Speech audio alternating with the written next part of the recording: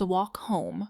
The engine sputtered and died, and there was nothing but the sound of silence and the faint buzz of crickets. I sat there for a moment, gripping the steering wheel like I could will the car back to life. Nothing. I turned the key once more, hopeful, but the engine just clicked, like a stubborn child refusing to cooperate. Great. No cell signal either. Of course. I got out of the car, slamming the door harder than I needed to. The road stretched ahead, a ribbon of darkness with only the faint glow of distant streetlights to guide me. I knew home wasn't that far, maybe a mile, 2 at most. Still, walking this late at night wasn't exactly what I had planned, but what choice did I have? Sitting in a dead car all night wasn't an option. The air was cooler than I expected. I stuffed my hands in my pockets and started walking. The first few steps felt strange, like I was expecting the car to magically start behind me and offer me a ride. But after a while, the rhythm of my footsteps against the pavement became familiar, almost calming. I'd walked this road 100 times before, just never this late, and never with the strange combination of irritation and uncertainty that buzzed in my mind. I looked up at the sky.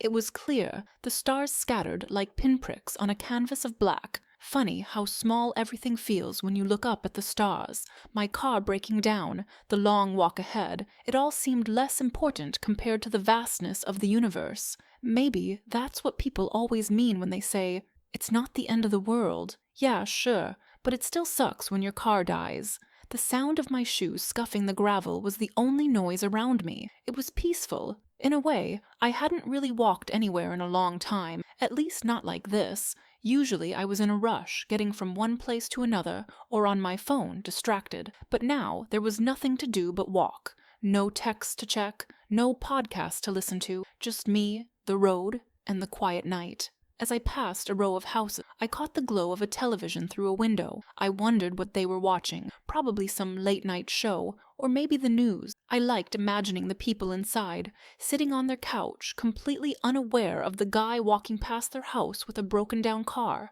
It's funny how life goes on for everyone else, even when it feels like your world has hit a minor disaster. I walked a bit faster. The sooner I got home, the better. My feet were starting to ache, but I tried not to think about it.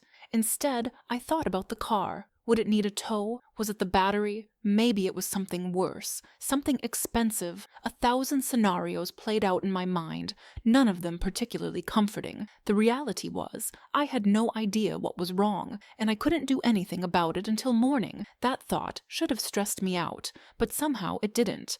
Maybe it was the cool air, or the quiet night, but the further I walked, the more it felt like everything would be okay. Eventually, I turned onto my street, the familiar sight of my house coming into view. Relief washed over me. The walk wasn't bad, but I was ready to be home. As I reached my front door, I paused for a moment, looking back at the road. The night felt different now, less like an inconvenience and more like a reminder that sometimes things don't go according to plan, but you can always keep moving forward. Tomorrow I'd figure out the car. For now I was home.